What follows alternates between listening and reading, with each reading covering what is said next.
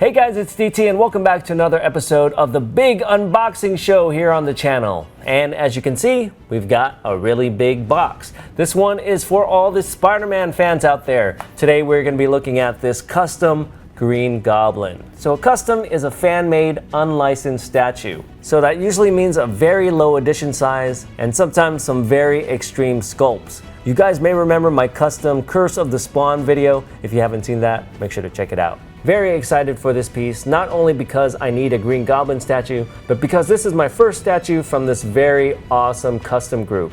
Everything I've seen up to this point has been incredible. So let's open this up. Okay, we've got our big box on the floor. Inside we have this very nice black foam. We have some straps that are holding it together. So let's undo it.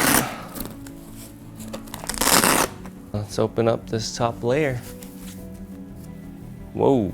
I don't think I'm gonna be able to do my standard unwrapping here. Just too hard to put everything back together. I'm just gonna unwrap it and show you guys pieces right now. Okay, so here's a look at part of the base. As you can see, it is part of a statue, kind of like a toga. Here's the upper portion of that statue. And here's another statue. This one sort of looks like the Venus de Milo with the missing arms. Already some great detail in there with the cracks. All right, look at this. So this is a smoke trail from the glider. So we've got more of an opaque smoke look towards the tip. And then as we head up the trail, we have more of a translucent resin. There's also kind of a matte feel on this side, whereas this one, it's more glossy. Very cool how they did that.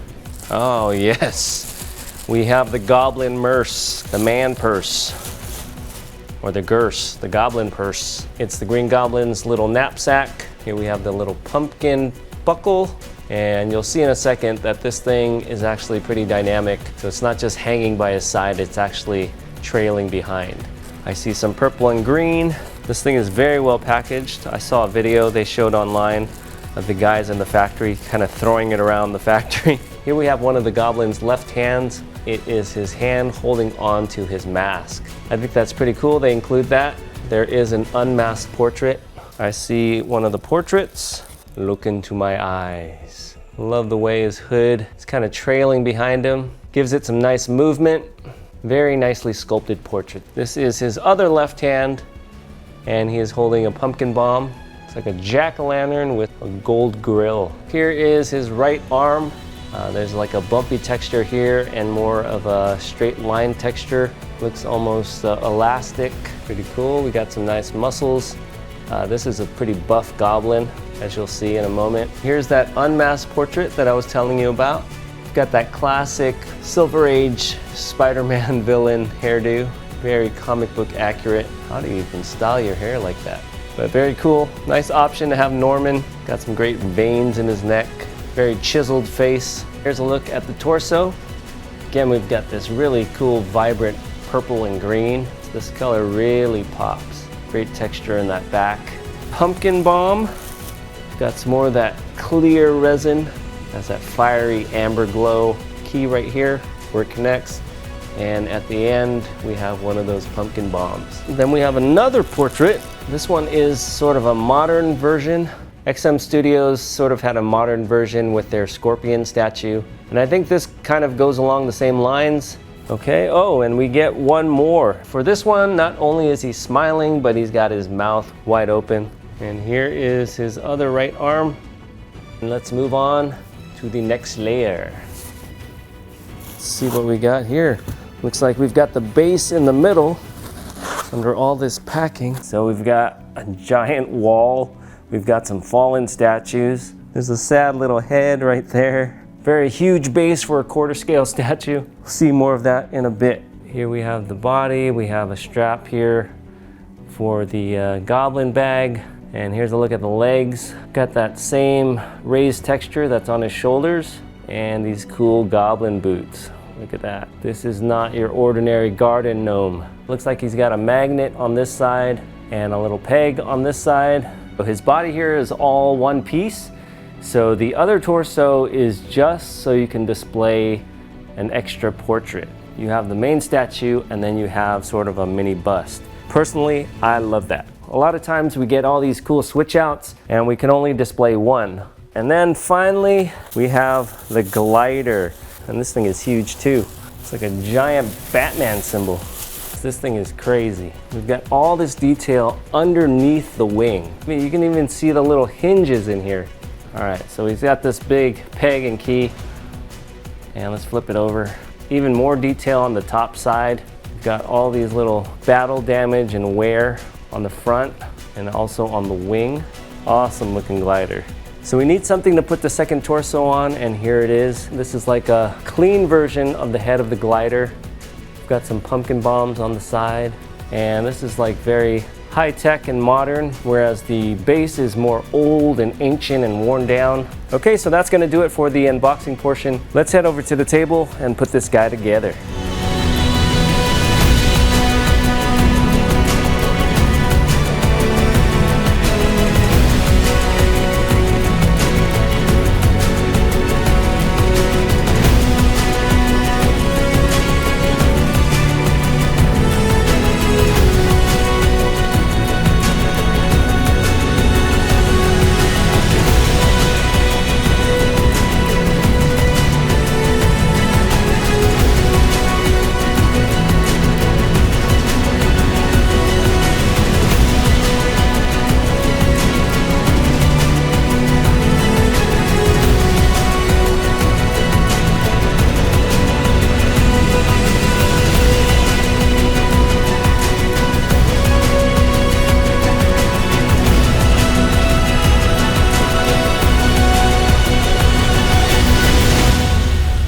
So the Green Goblin first appeared in 1964 in this comic book, The Amazing Spider-Man number 14.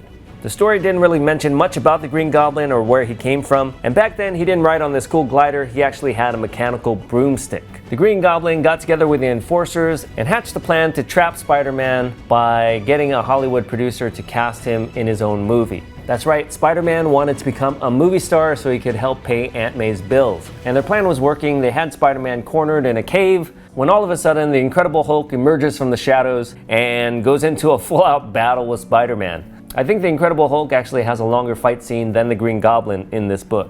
In the end, the Green Goblin gets away, the Enforcers go to jail, and because of that, the Spider-Man movie gets canceled, and Peter Parker gets sent home with a few bucks. And it wasn't until 2 years later in this book, The Amazing Spider-Man number 39, where we find out that the Green Goblin is actually Norman Osborn, the father of Peter's friend Harry. Okay, so that was a little background on the Green Goblin. Let's take a look at the statue. So starting off with the base, we have this very ancient Roman type theme going on here. We've got some fallen statues, we have some cracked stone, very much like we'd see in some ancient ruins. Again, we've got a lot of detail in the sculpt of the statues as well as the stonework. We can see all these little cracks and veins and little pores to show us how weathered and ancient these statues are.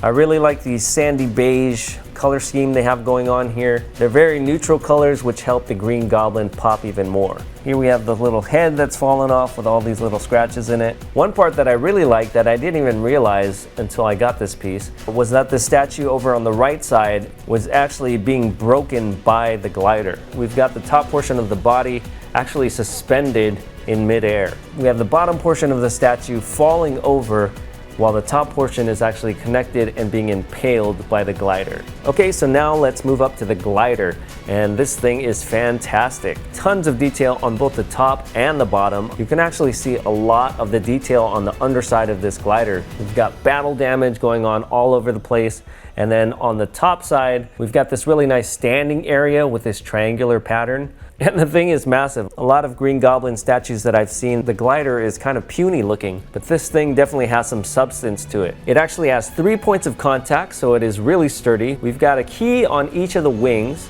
as well as a giant key and peg in the middle. So this thing is not going anywhere.